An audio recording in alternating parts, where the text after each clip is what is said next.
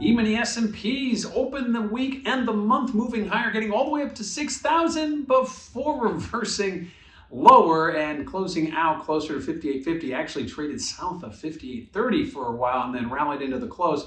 Ultimately, we had weaker than expected ISM today. Likewise, we also saw another negative GDP now mark from the Atlanta Fed. Recall on Friday we saw the negative 1.5%. Well, today it pushed below 2%. So obviously expectations for first quarter GDP are much lower than previously thought.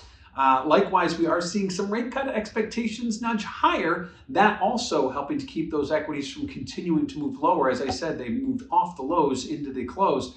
Ultimately, as some of those rate cut expectations remained elevated, right now the market pricing in a full 25 basis point cut at June and another full 25 basis cut at September. So remember, just not too long ago, we were talking about maybe no rate cuts at all. Now we're talking about 2, possibly 3 in all of 2025. But again, seeing E-minis open higher and close lower to start the week.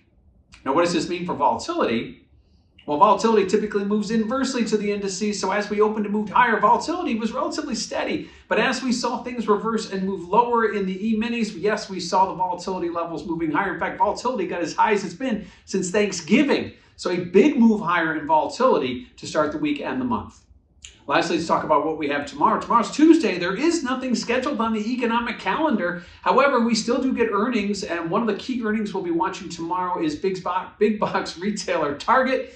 We'll also hear from New York Fed President Williams, and then, of course, we'll continue to watch and see how these rate cut odds shift and change. They've been moving a lot over the last several weeks in one direction, and that's higher, but we'll have to wait and see what happens tomorrow.